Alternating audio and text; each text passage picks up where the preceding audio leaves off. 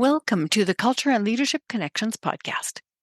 If your job involves working with or influencing people's behavior, this podcast offers invaluable insights into what makes people tick. Through personal interviews that are thoughtful and surprising, we explore the full range of the roots to people smarts that can help you make or break your own career. My name is Marie Gervais, and with a PhD in culture and learning in the workplace and my own cultural journey, I bring the mysteries of human beings at work around the world to you. Through conversations with very diverse people, examining the groups they were born into and the ones they chose to belong to, my podcast takes a deep dive into why people do what they do and how they belong. Hone your skills to manage others and to be a better human being at work with the Culture and Leadership Connections podcast. And now for today's episode.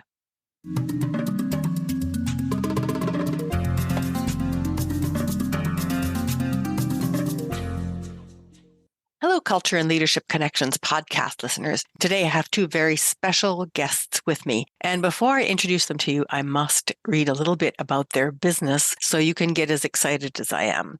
Priya Chandra and Susan Allen are the co-founders of a business whose name I will tell you in a minute. Susan was daydreaming about starting the feminist mafia, and Tara wondered why she couldn't find organic tampons anywhere. After loads of research, a master's dissertation, and heaps of terrible period pun business names later, they came up with the business name Here We Flo, and the rest is history. So I'm really interested in diving into the business and who they are and how they met and everything about them. But first, let me tell you a little bit from their bios. Susan Allen grew up in the city of Champions, Boston, Massachusetts, and received her BA in Communications and Legal Studies from the University of Massachusetts Amherst.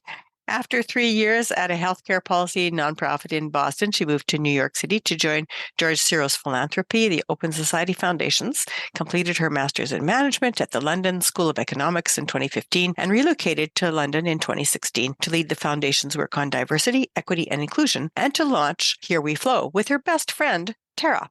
Priya Chandra is co-founder of Here We Flo. Born in San Francisco, she studied economics at the Columbia University and New York University, where she tried almond milk and kombucha for the first time and had her mind blown. After working on Wall Street for one hot minute, Tara ended up in the music industry in LA while freelance copywriting for brands like Ray-Ban. Now that would have been interesting. Tara received her master's from the London School of Economics, where she met her bestie and future co-founder, Susan, and received the C200 Award for Exceptional MBA Students. Now, isn't that interesting? I can hardly wait to find out more. Welcome, Tara. Welcome, Susan. Thank you so much for joining us today. Thanks for having us, Marie. Thank you.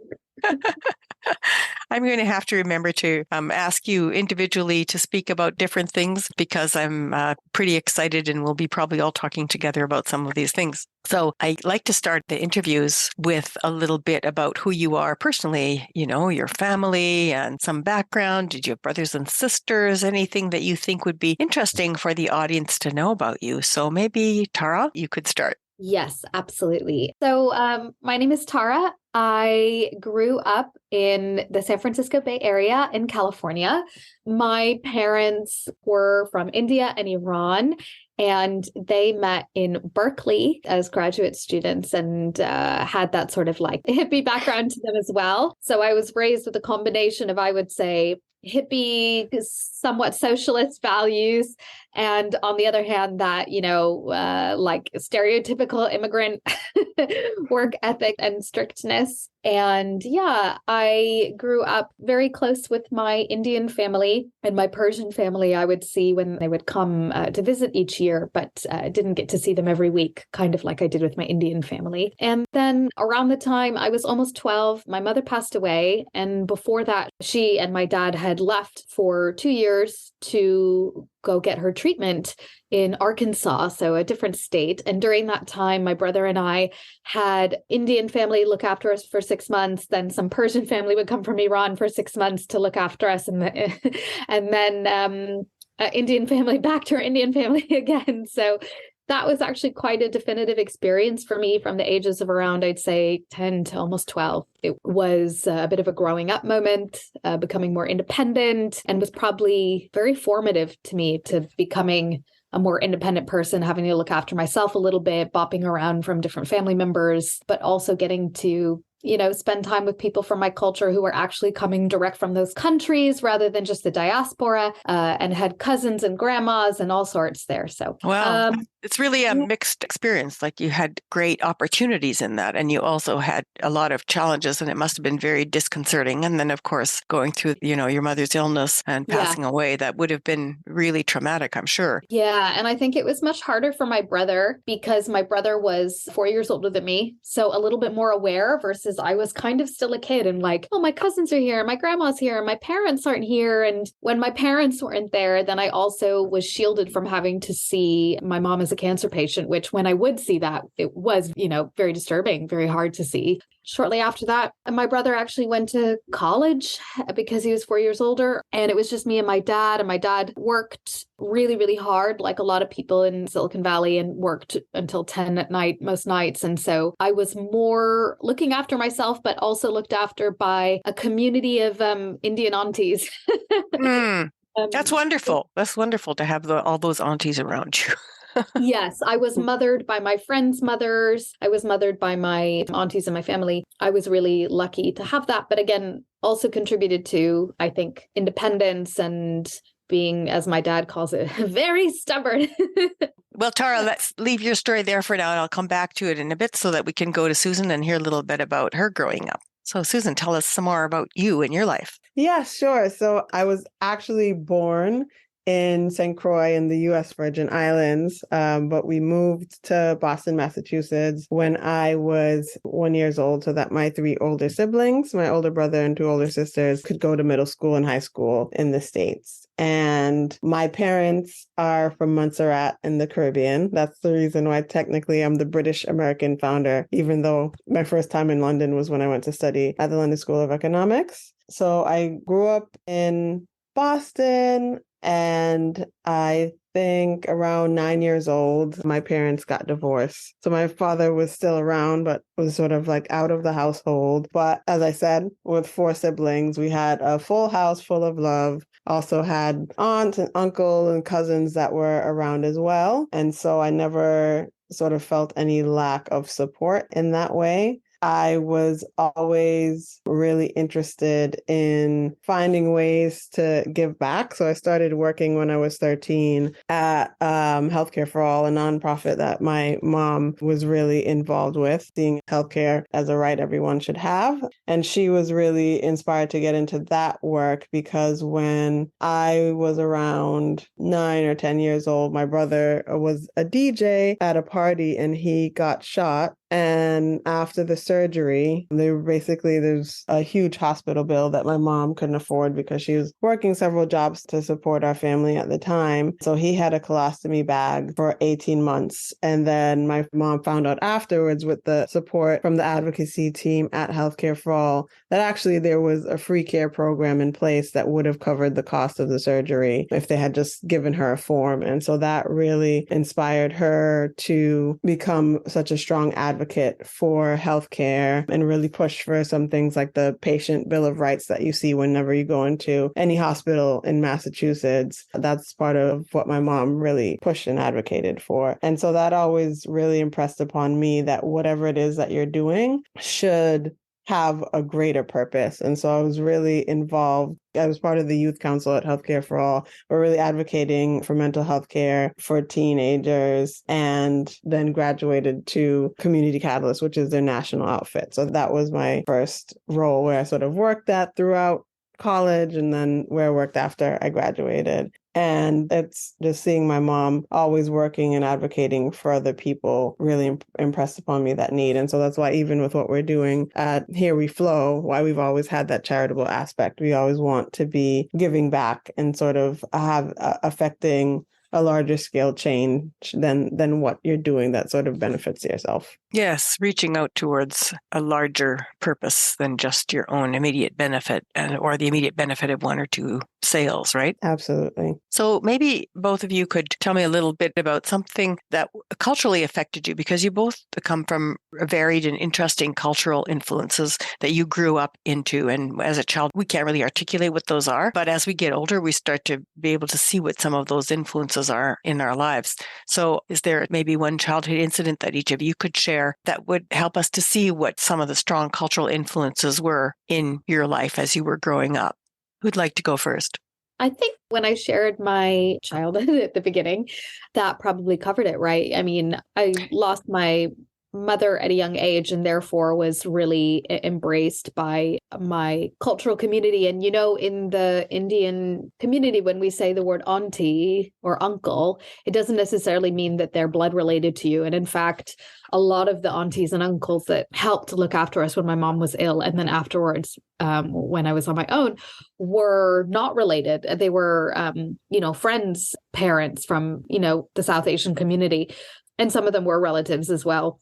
It's that South Asian community influences that I'm thinking about. And you mentioned already the marking points in your childhood, but I'm thinking more what aspects of the South Asian community have you kept in the way that you see the world and how you move forward now? Yeah. So the first part would be that my South Asian community has, and everyone is different, right? So every diaspora is different.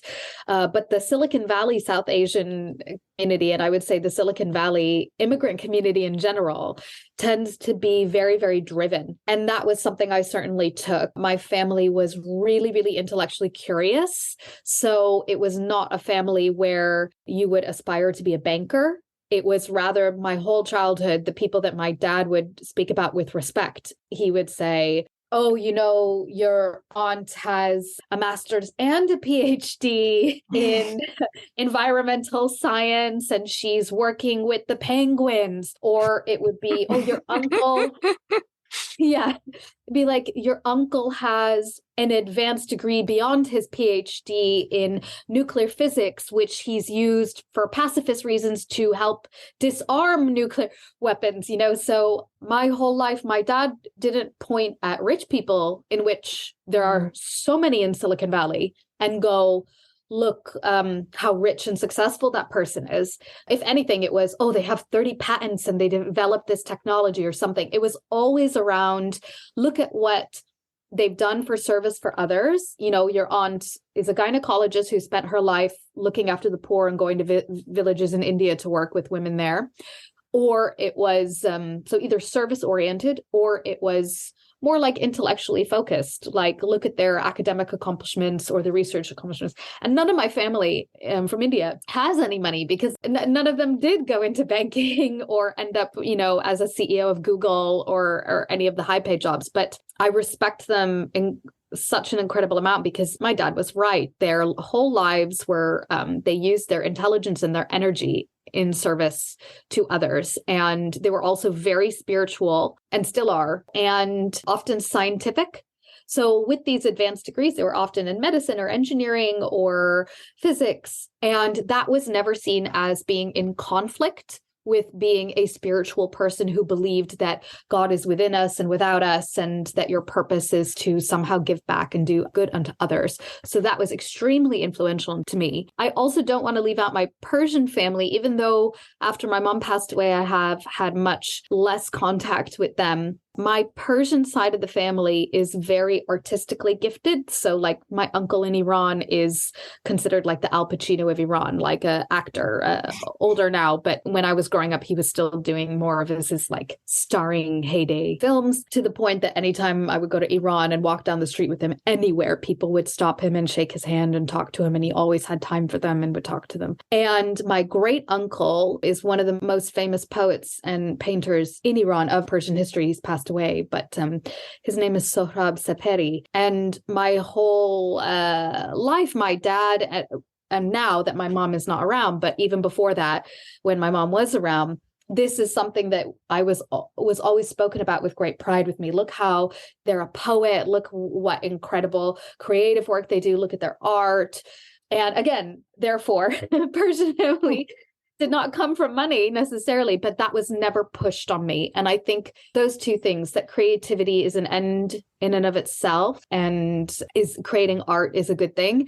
And then the second one is use your intelligence and your energy and your efforts, not to become rich by any means possible, but rather, are you feeling intellectually fulfilled while also giving back to others?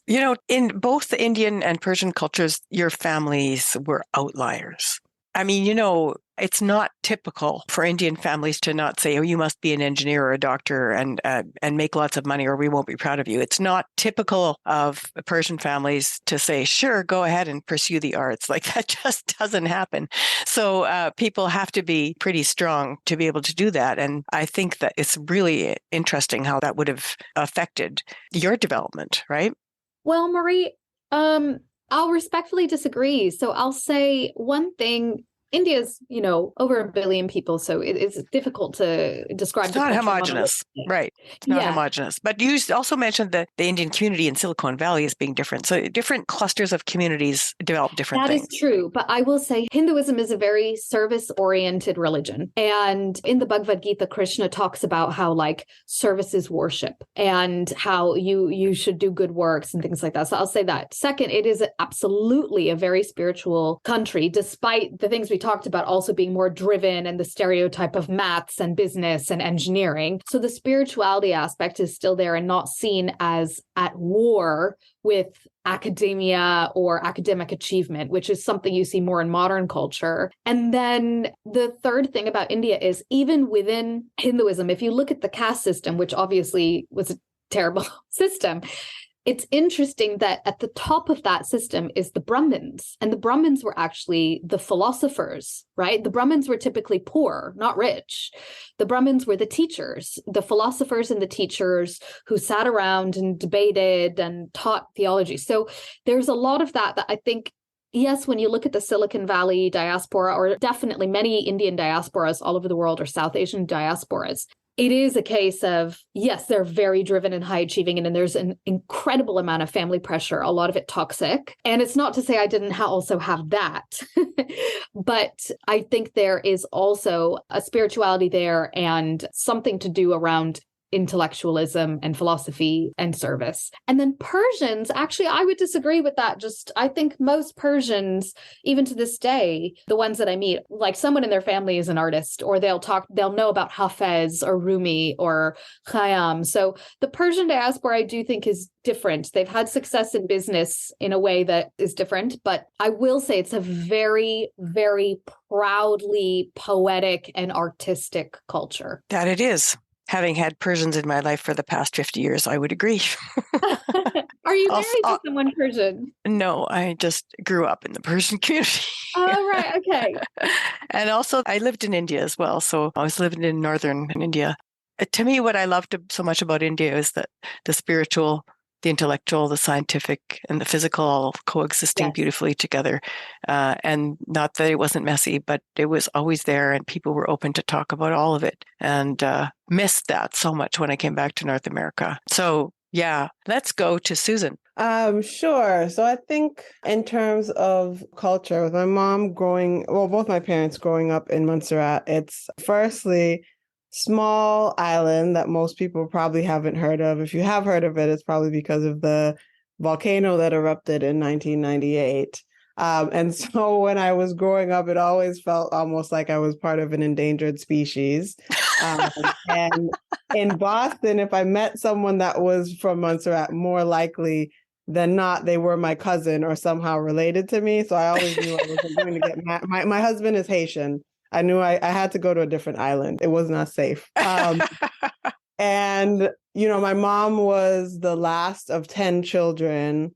So really came from a big family, knew that I had this big extended family, but it was a lot of a small island mentality in terms of really valuing family and the sort of dynamic of it takes a village to raise a child. So I was brought up with a deep respect for my elders and really value, my mom is, some people have a green thumb. She has a green body. She, even now, she lives with me now, and there's avocado trees, all kinds of things. And I live in a flat in London, but she can just grow anything anywhere, basically. Amazing. She's growing her own sourdough starter. So it's a real value of, again, really coincides with the business, although Tara will tell you when we met that I was skeptic of organic tampons because I hadn't heard of them yet.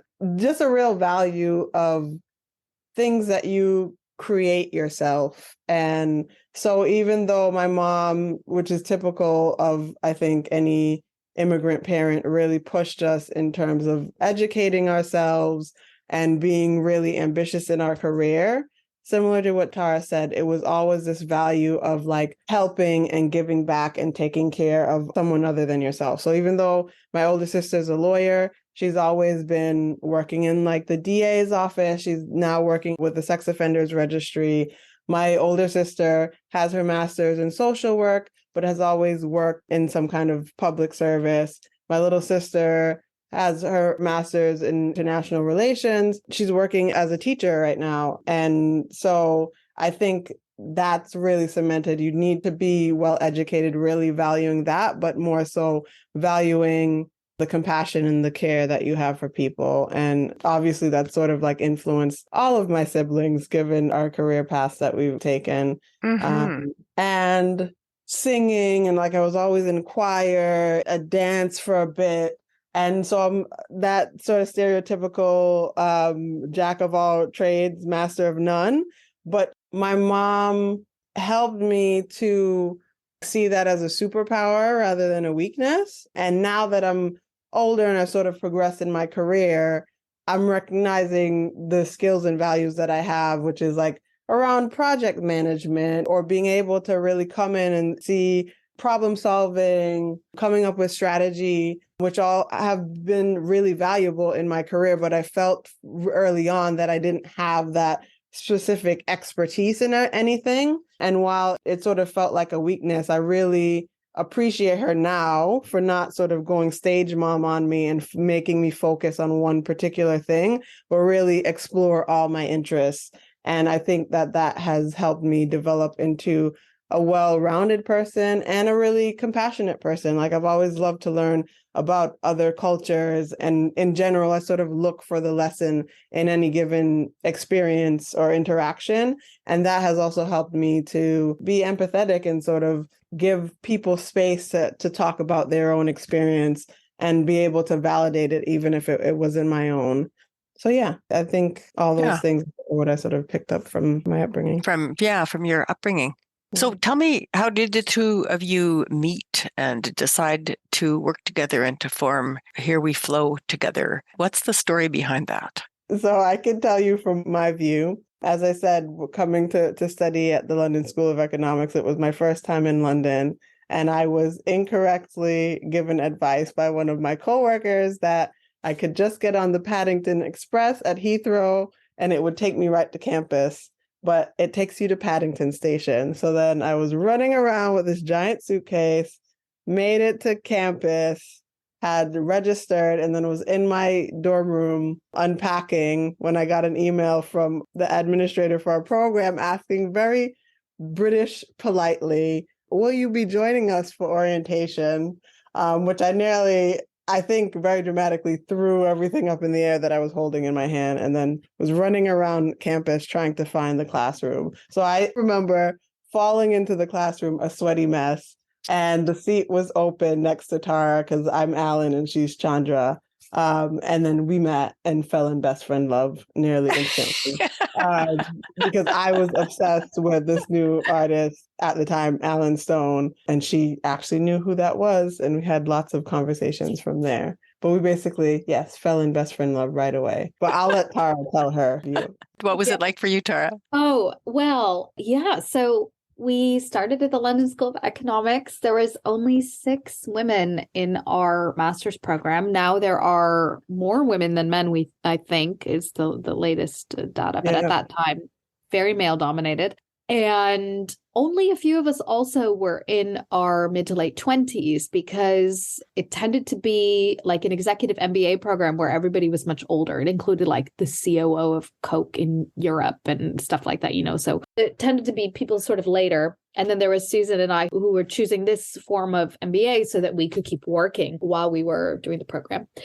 So Susan and I sat next to each other, fell in best friend love, and then a few months into the program, we were, in the bathrooms in one of those moments where it was like, "Oh, Susan, I need to use the bathroom. Do you need to go?" "Nah, but I'll come with you." So we both went, and then we were just lurking around in there, just chatting, and Susan said, "You know what? We should start a business, we should start the feminist mafia. And I was like, yes, like, let's do it. I would love to start the feminist mafia. What's our moolah maker? What's going to be bringing the dollars to this mafia? And we were batting back and forth ideas. And, I was that California hipster raised by quasi hippies, and I was vegan and gluten-free and an evangelist for all things organic and spending whatever tiny money I had on organic Greek yogurt, vegan, of course, or plant-based milks or whatever. And Susan was at that point living in New York. She was very stylish, very trendy, and working in social justice. And all of those things were fed into this aha moment we had where I was like, you know what? I can't find organic period care anywhere. I can go into a convenience store in the UK, what's called an off license, which is kind of similar to bodegas in New York or convenience stores elsewhere.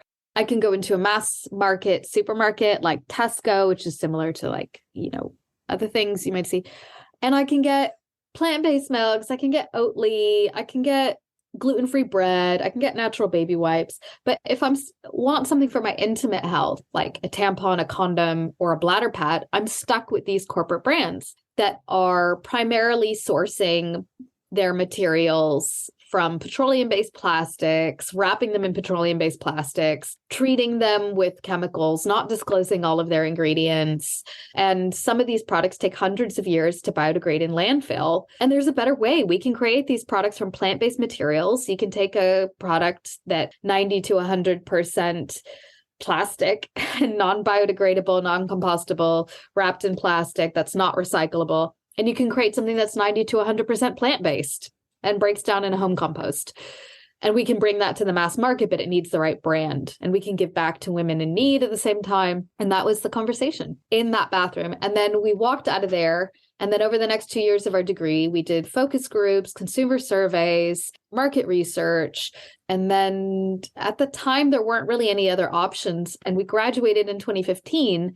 And then we saw in the American market that there were some direct-to-consumer businesses that were launching, but they were all, as mentioned, D2C. So focused on reaching the customer directly online through the website and selling there. And that was not our idea. Our idea was to have that D2C component because everyone was talking about Dollar Shave Club at the time. But that really what we wanted was a mass market option that lived and thrived in retail, in brick and mortar stores. And so it took a few years after graduating until we actually launched the business, but we did it. And we started from day one, going from store to store, independent natural stores in London, in the neighborhoods we lived in, of course, the more hipstery neighborhoods, and selling in. Like we had done a Kickstarter, raised $20,000 through people pre-ordering the product.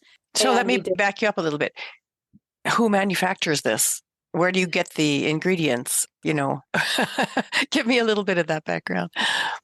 So as part of our research years before, we had researched all the different manufacturers for all the different products we would want to do. Tampons, pads, bladder pads, etc. We got samples from all of them. And this was way before there was any really player on the market except for the health food store brands. And there was like one or two of them, and you could only find them in a health food store. So we were reaching out to third-party manufacturers and saying, what do you have available? What's your organic product availability, your plant-based things? What do you currently still use plastic for, petroleum-based plastic? And what are your plans for getting rid of it? We had done a lot of that research in graduate school. So we had a list of people that we just got back in touch with. For half the products, the manufacturers are in continental Europe. That's just historically where that manufacturing base is. And then for some of the products, the manufacturing base is in Asia because of the bamboo that we use, for example, or for our regenerative rubber condoms. Most rubber is grown in that area, in Asia and the Pacific Islands. So yeah. Okay. So you have several places that manufacture different products, and then you bring that together. And is it warehoused? Is it like drop shipped? Is it like, how are people ordering bulk? Your stores are ordering bulk. How did you get a shelf like in a brick and mortar store, because that's a difficult thing for people to do. Yeah, that's why we've built the business over 5 years. Mm-hmm. And the first 2 years were just me and Susan, like unpaid, working other jobs.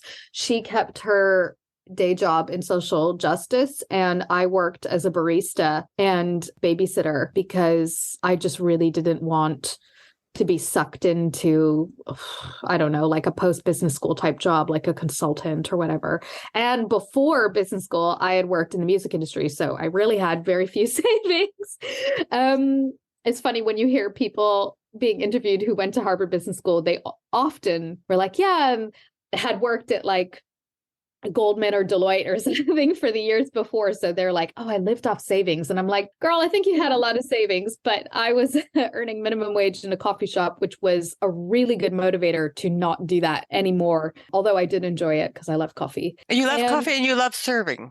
Yeah, I mean, and it's a great way to talk to people. And it is. Service, you know, one of the recruitment questions that we ask is, tell us about a normal job that you've had.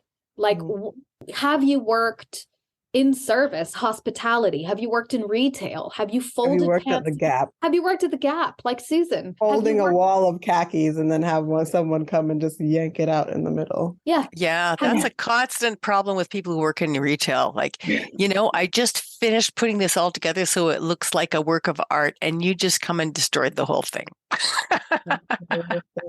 Yeah, or, you know, any kind of service jobs in restaurants. I always had those kinds of jobs. I always wanted to work in retail, fashion retail, because I wanted a discount, and I never got hired for those. But the Gap's interview process is literally like a CIA interview process. It was like 5 interviews. I'm not even kidding. Yeah. So this is great. I'm sure you learned a lot, Tara, from serving coffee and from working at Gap. What did you learn, Susan? Oh, I learned don't work on New Year's Day. I learned anger management because after that guy pulled down my whole wall of khakis, I just went to the back room to cool down instead of choosing violence.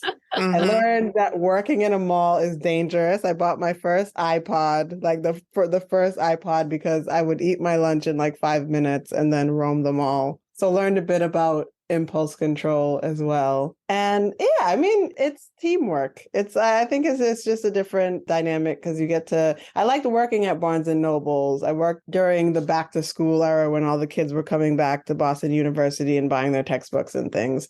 And that was a bit calmer. And you get to have conversations and chat to people about their nervousness of like starting, you know, when you're a freshman in college and all of that. So that's nice. I like the people interaction of it, but there's a viciousness to retail during the sales season. It's a lot. Mm-hmm. So you found out, both of you, the things you didn't want to do and the things you did want to do, and then you formed your company. And tell me a little bit about, you know, what's your goal for Here We Flo? What's your ultimate vision for it? Where would you like it to be in 10 years? You talk external, I'll talk internal, girl. Okay. So externally, I would say, so right now in the UK, we're in places like Boots, Ocado, Holland & Barrett, Superdrug, Amazon UK, all of that good stuff, WH Smith. In the US, we're in Target, Whole Foods, Bed Bath & Beyond. We're launching with Sprouts coming up, and just, you know, like thousands of independent retailers, which are H-E-B in Texas. Absolutely. Central Market in Texas. We love our Texas retailers. So how did you get those customers? I teach an entrepreneurship class for new immigrants to Canada, and many people have great products that they want to get onto a shelf, but it is no easy feat. You know, do you have some kind of a tip before you go back to your vision? How much time do you have? I would say, look, in the UK, it's really different than in the US. Either way, in both regions, you get a listing in a local store. It's always better to do your local, because then you can come up and be like, I live down the street, I live around the corner, right? You build up those local stores. And what we did in the UK is we took IKEA bags and literally delivered to them because we didn't have a distributor or a wholesaler partner at that time. So we literally delivered to them by hand, on our bicycle, on the bus, whatever we could do to save money. We kept the product in our apartments. And then that reached a slightly critical point where it was like, okay, get into one of their wholesale partners that they can order from. Because when you deliver by hand, it means you have to go back and constantly check. Right. Very few of them would text you saying, we're out of product. Can you deliver more? Almost always it was, you had to go back and check. Mm-hmm. So you could just ask them once you're working them, say, hey, you can order from us. We'd love to supply you through one of your wholesalers. Who do you work with? And they'll say, okay, in the UK, it might be CLF, Summa, Tree of Life, etc. And then I just contacted their buying team. I think I just rang them up and then emailed them and just was relentless. And they were like, yeah, you have to buy £1,000 advert in our catalog to launch. And I remember at that time, Susan and I were like, oh my gosh, to set up with this distributor. Oh my gosh, it can't be worth it. We still have small brand owners come to us and go, like this wholesaler wants to charge that much for this advert in the catalog. Is it worth it? And I'm like, well, yeah, you have to start somewhere. And so you start there and then you go around to all those people and you say, now can you order through this wholesaler that we're available with? And because those wholesalers never do your job for you, ever, ever, ever, ever. They don't. So then I had this spreadsheet of all the natural and independent stores in the UK. And I would just ring them up or visit them in person, which is even better, or email them. And Google Maps is helpful there. You can look up natural stores region by region. And then it grew from there. And then your catalog advertisements and you do sampling and stuff with your wholesaler. I don't know how effective any of that stuff was, but that was the beginning. And while we were doing all of that incredible legwork, then you're also doing LinkedIn stalking to figure out who is your buyer at Boots, for example, and emailing them, emailing Superdrug, emailing a lot of these people.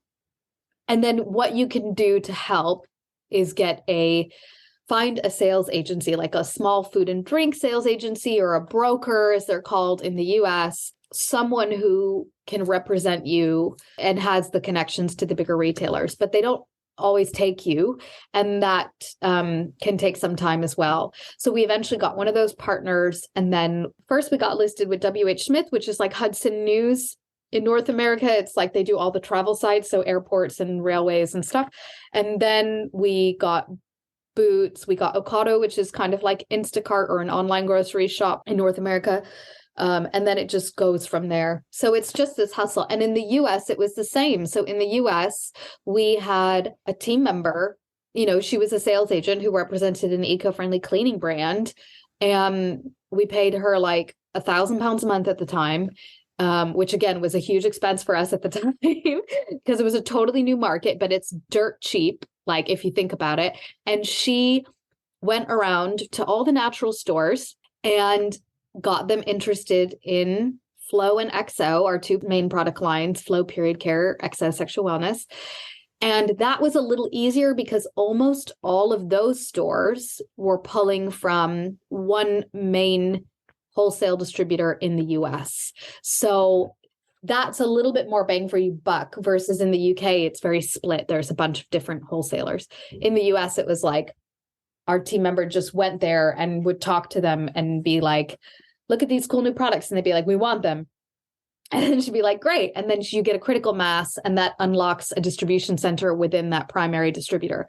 That's how we grew and grew and grew and grew. And then meanwhile, you're still trying to get meetings and do tests and like promo programs with Kroger subsidiaries, with Target, with CVS, with all these people. I don't know how venture-backed businesses who seem to get like, $5 million in funding from day one, how they end up with a meeting at Target or Walmart and then launch. Some successfully and some get kicked out immediately, but they seem to get in pretty quickly. I don't know if they find a broker that wants to work with them because they're VC backed and they have a lot of cash or whatever it is. But I don't think the average CPG startup scale up that is venture backed would go through what we went through. It's very much a story of when you have to build yourself. So it's more of a mom and pop business way of starting and running the way that we did it. People hear that that's a scrappy way to start the business, but it's the way you build it up from scratch without having to depend on pleasing investors. And you can spend your time building the business, even though it's hard, rather than trying to keep your stakeholders happy. So, it sounds like that's the route that you took. And if you do have some great connection with a venture or angel, investment, it's usually that they are connected to some buyer that you would be able to get into more quickly. So that would be the way they'd get in more quickly. But that typically comes after people have done 2 or 3 different types of businesses, not like starting out with the business.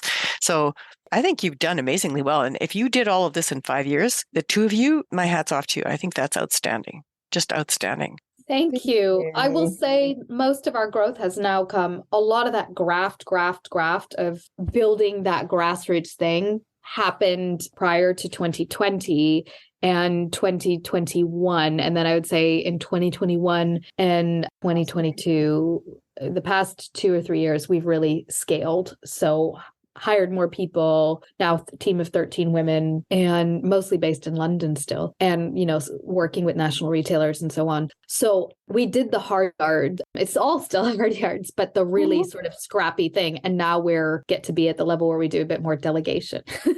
Right. But we still get involved. Like we still go and do trainings of Whole Foods staff in the stores. We still read customer emails every day. I think those things are really important for founders to do, because otherwise you have no idea what your customers actually care about and what both your end customers and your retail customers, that should be your complete focus and devotion as a consumer brand. Exactly. So Susan, maybe tell me a little bit about now what you and Tara have created as a workplace culture, because I know you have more people you can delegate to and you're structuring things differently. Tell me a little bit about what's your workplace culture. How would you describe it? Yeah, it's I describe it as a feminist oasis in a sea of patriarchy.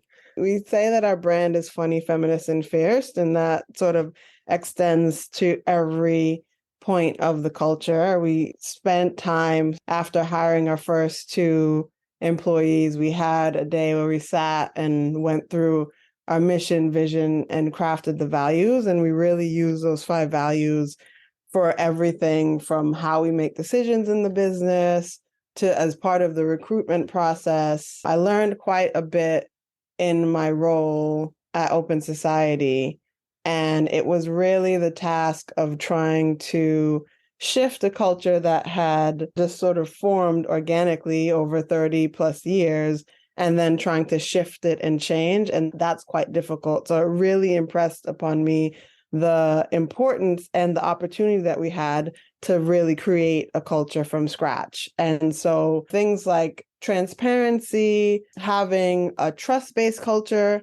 So we've worked remote, partially because we couldn't afford an office. And when we could, we didn't want to spend money sort of owning our own office or having a fancy office, but because we felt like flexibility was really important. And so now that we have a larger team, we have a WeWork membership and we meet once a week, and people can go more often or less often as it suits them. But really what it is that we trust you to complete your work. So we give you your objectives. We have conversations about the resources that you need to reach those. We give you your deadlines, and then we trust you to produce your work. And we also have a really compassionate culture. So we care a lot about each other. We knew we weren't going to be able to sort of give Google benefits, but whenever it's someone's birthday, we get them a gift that they'll really like and enjoy. If someone on the team is feeling down, we'll send flowers. And it's not even me or Tara or even our COO, but it's like someone else on the team will say, this happened to this person. Can I send them something? And it's those little things that just sort of really reminds everyone on the team and makes them feel, even though we work largely remotely, that we are a strong team, that we care about each other. And the flexibility that they have, they really appreciate as well. And this is like even before COVID, right? And obviously, I didn't talk about my own family life, but I've been married it'll be 12 years this year. And I have a 5-year-old son, Benjamin, and a 2-year-old daughter, Simone. Although if you ask her, she thinks she's 20. And obviously, while trying to scale a business, Tara and I have also been growing our families. And so while I might use the time to go and pick my kids up from school or take them to a doctor's appointment or something, anyone else on the team and we span from people in their early 20s through to our CEO and some of our more senior team members that are in their 50s, that you can use that time to go to a yoga class or to go to therapy or to go for a walk. But your time is yours, and you're really trusted to do what you need to do. And so when it's time to sort of like work late in those moments when we have deadlines or we're dealing with some kind of, immediate crisis or whatever, it's all hands on deck and we do what we need to do. And then at the same time, everyone has a wellness day that you get once a month that's separate from your sort of annual leave and your time off, where you can just go. You can go to the seaside. You can just sleep in all day and watch movies on Netflix, whatever you want to do. But you have that day to just sort of like have your mental health day and spend that time in whatever way sort of like fulfills you. And so it's been really exciting for us to have that kind of culture that we can build. So it's like, it's very caring, it's funny, it's feminist, it's fierce, but it's also really a culture that's driven by excellence and needing to achieve a lot, because we knew from the beginning, you've heard how we sort of started the company. We worked hard to do it, and that hard work is going to be needed to get to where it is that we're trying to go as a company, and also the impact that we're hoping to have on the external place. And so when we talk about sort of the vision, something and Tara and I always spoke about is wanting people to say, working at Here We Flo, similar to how people say they worked at Google or Microsoft, that it really credentials your career and really means something. And that's something that we're really working towards to sort of create that kind of reputation for the business. Yeah. So I'm very passionate about our culture and our amazing team. Yeah. And it's so needed in the world where people have been forced and driven and pushed, and they think that that's the only way. And what you're talking about is something that's humane, compassionate. It uses the capacity of the team, allows people to arise as they can when others are in need, and you just balance things out. It's so much more sane and healthy, and it's, helping people to be their full selves at work and live their full lives and live a full work life at the same time. It sounds like a wonderful company culture. Yeah, that's one of our values, is authentic self is the only self. Mm-hmm. Really, that no one's masking anything about themselves when they come to work. Tara said she was going to do a little bit about the external vision. I want to say also that the culture that we've created Susan's been so thoughtful and intentional about it. And I'll say, I think that's something different. Looking at competition or looking at friends who have startups, even, to be quite honest, we were given the fabulous advice really early, like in 2020, I would say, to do our mission, vision, values, to do those sessions. And we did it in conjunction with our first 2 employees. We led those sessions and we had our own ideas and put our heads together separately, but then also did it really collaboratively with the team. We did the whole Post-it note exercises for all those things, mission, vision, and values. We're really inspired by a host of businesses, like old school eco-friendly businesses, but also some newer businesses.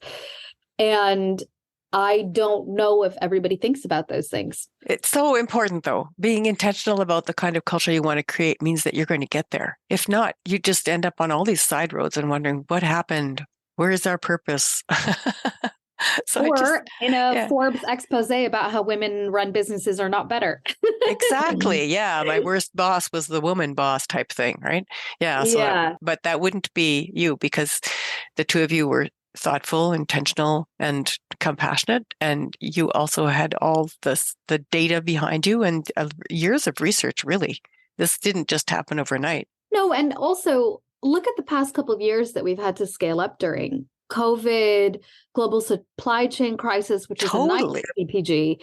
What did you do about the supply chain crisis during COVID? We spent all of our cash on sea freight, train freight, air freight, you name it, on just getting product on a shelf. It was incredibly cash intensive. It was incredibly stressful. I mean, we had empty shelves. I mean, it was happening to everyone for everything. So it wasn't like everyone was like, you're out of here. Everyone was like, well, they couldn't get anything. But we took it really seriously because it was the first time happening. Now with retrospect, I would go back and relax more, being like, well, we'll get through it.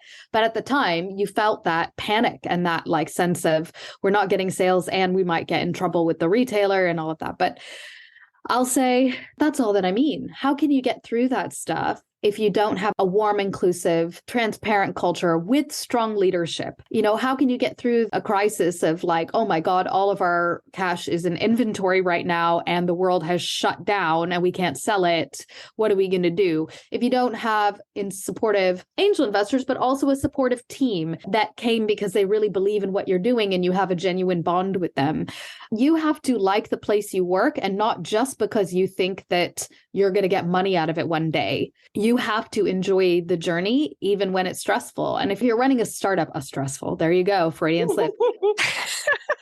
Running a scale up or a startup the past couple of years has been insane. It's the craziest time to do it, right? Think about another war in Ukraine, cost of living crisis, energy prices, raw material. Like there's always stuff. Brexit in the UK. Exactly. Yeah. And your team needs faith that you are going to be the steady hands on the wheel, but it's okay to show vulnerability sometimes. You know, you have different people, like your directors might have different information than your C-suite, et cetera. So that's a bit of a digression, but just to say that I can't imagine having a team that was only there for a paycheck, or me feeling like I'm only in this for a quick exit to make a whole bunch of money, because none of those things would be really happening or be really fulfilling in the chaos of the external environment. No, they wouldn't. They wouldn't. It would be really flat and meaningless.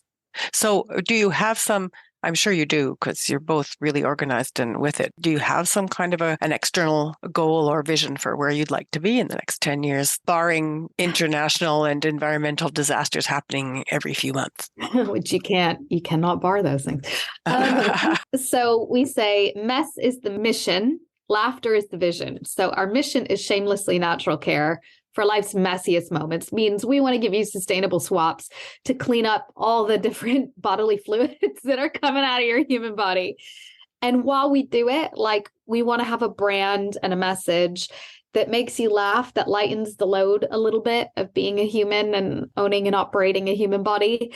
So you feel like you can make a joke about your period leak, your bladder leak, your sex leak, whatever kind of fluid is bothering you or coming out on a regular basis. We want to give you a sustainable product in a brand that makes you smile, maybe makes you chuckle or laugh. And that's where our bad jokes come from, our period puns, our bladder, pelvic floor puns on our bladder products, and our sex jokes, terrible jokes on the packaging. So the broader vision is like to create this world where people feel crazy confident and empowered about their messiest moments in life. And then from a financial perspective, I think we're aware, you know, that if you want to have this impact on culture, if you want to have this impact on stigmas, because all the messes that we target are very stigmatized, you know, if you want to have an impact on landfill, you need to be extremely widely available. And so our goal is really to be everywhere that one of those corporate brands are sold, as well as places like in the workplace and so on. So we want, you know, everyone to be able to find us in Costco, in Boots, in Target, in Walmart, in Rexall, in Loblaws, and Albertsons, and Kroger, in all the places, and Whole Foods and Sprouts, and the petrol stations, gas stations on cruise ships, you know, because if you think about it, all those places do sell those products. So we do have very big, ambitious financial goals, but it's all around this idea of it's not fair to leave people with only one option that isn't good for the planet and probably isn't great for their body. And can we change that around and be that brand in their lives that both makes them smile and gives them a sustainable swap? Do you have plans for making this product available or manufacturing it in countries that are developing and won't have those corporate entities that are the same as the ones that you have mentioned earlier, or might be in rural developing areas? We have charitable partners because 5% of our profits go to people and planet. But even though we're often not profitable at this point, we're still scaling.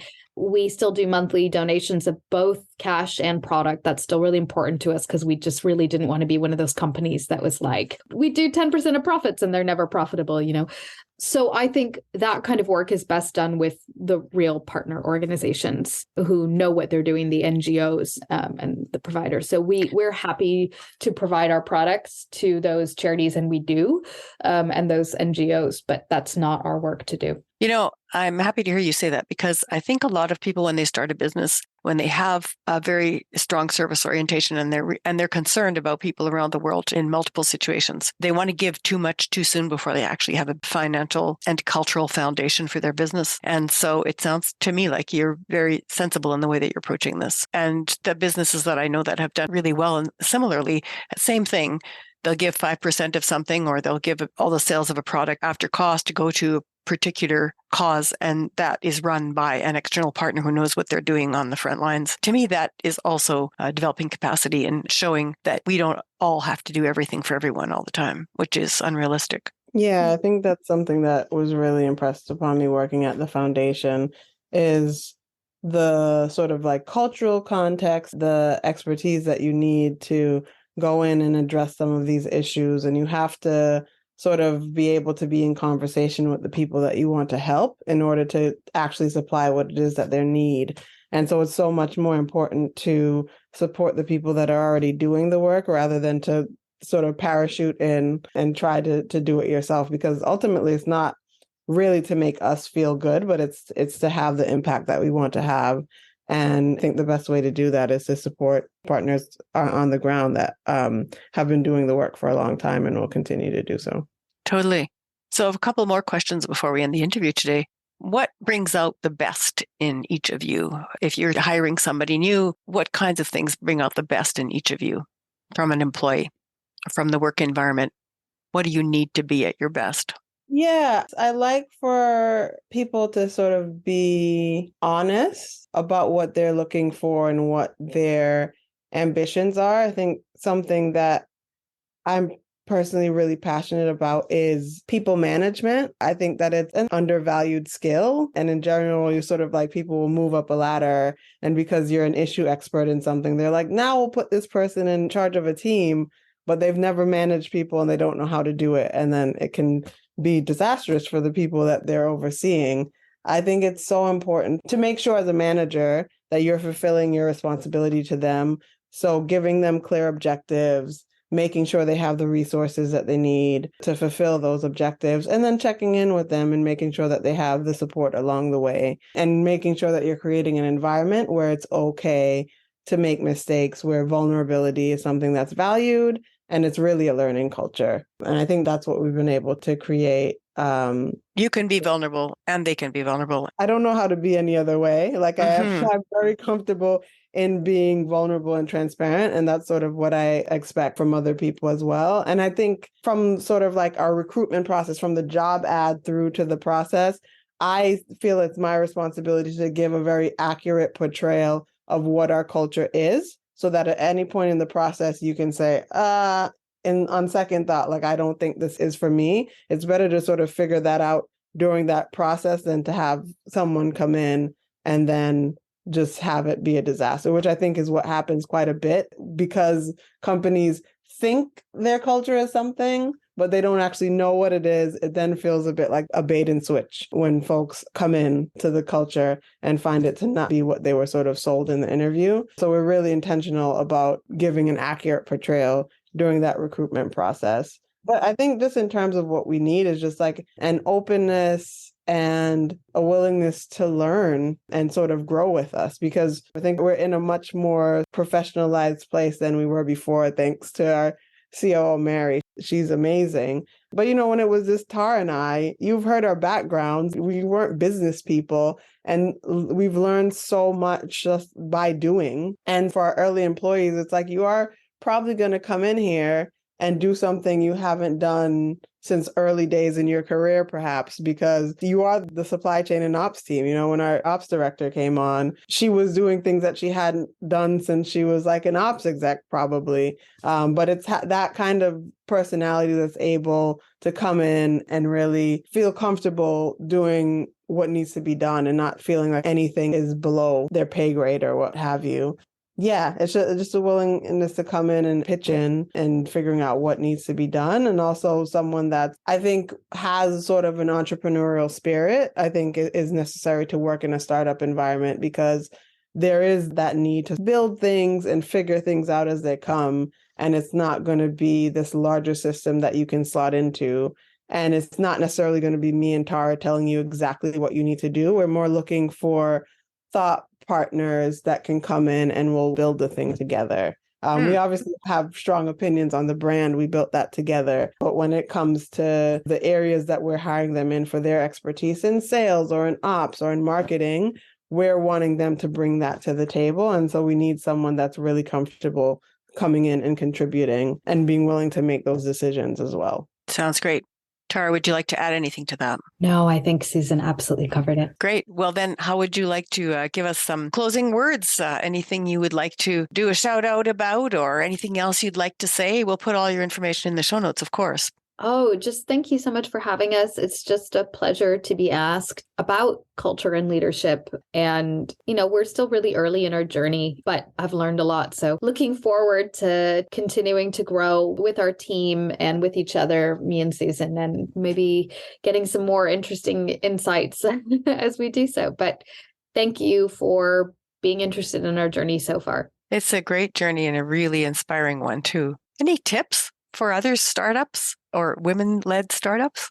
I think it's important that you understand the purpose of what you're doing and the problem that you're solving, and being really clear on that, because probably when you start out early on as a female founder, or especially as a female founder of color, you might meet challenge on what it is that you're intending to do, and you're going to have quite a bit of self-belief and maybe even faked confidence to get through to what you're doing. But when you have a great idea, when you're building a great brand, you have a vision and a mission that people can understand and get behind, you'll find the right people that will support you on the way. That has really been our experience. I think, don't be an island. There's other entrepreneurs that are out there trying to figure out what you're doing, or who might be a few steps ahead of you. So definitely find your community through networking events, or if you've gone to different universities, or if there's specialist groups in the interest area that you're building in,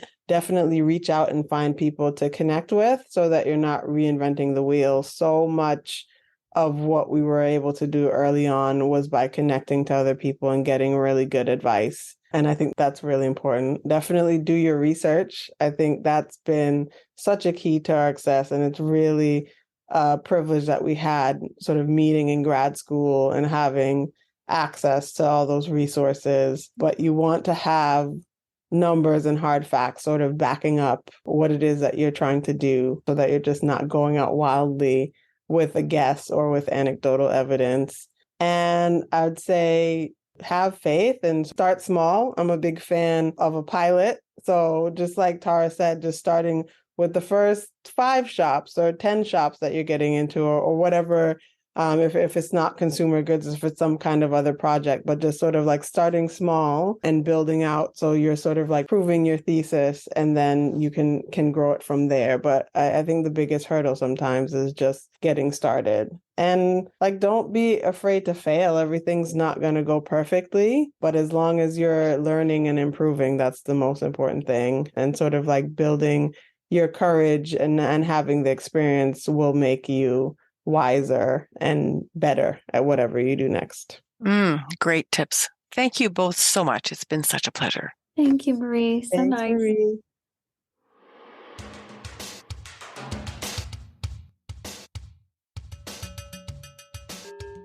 Susan Allen and Priya Chandra had extended families from diverse backgrounds who provided the love, support, and encouragement for them to pursue their interest studies and dedication to service of others. Their company, Here We Flo, was born out of a desire to provide women with organic and sustainable body fluid products for the various messes women deal with throughout their lives.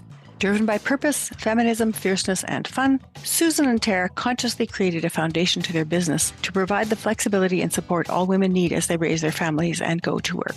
After lots of knocking on retailer doors, they grew their customers in the UK and the USA to thousands, and now have a staff of 13 employees, while boasting manufacturers and distributors in multiple countries. I was impressed with their humanity, solidarity, and solid business acumen, and certainly inspired by their purpose and the mission of their lives. Tara and Susan have forged a solid, purpose-driven business that serves a very real need of collecting and disposing of female bodily fluids for the many messes of life. Their website tagline is "Life Gets Messy, We've Got Your Back and Front." Check out their contact information and website from the show notes on our webpage at shiftworkplace.com/podcast, where you can leave a review and buy a coffee to support the podcast. Thanks for listening, and may culture and leadership connections continue to guide and inspire your day. Want to show some appreciation? You can buy me a coffee. What? How do you buy a coffee for a podcast owner? Well, there's a way. Let me explain. You go to buymeacoffee.com/Marie Gervais. That's spelled MarieGervais. So it's buymeacoffee.com/Marie Gervais. And when you go to that website, what's going to happen is you'll get a chance to click on 1, 2, 3, 4, or 5 cups of coffee at $5 a piece to help contribute to the cost of the podcast. And yes, it's $5 for a cup of coffee because it's quality coffee for a quality podcast. So I hope you will contribute and you'll help us to reduce the costs of the podcast by going to buymeacoffee.com/Marie Gervais. Thank you in advance for your generous contribution.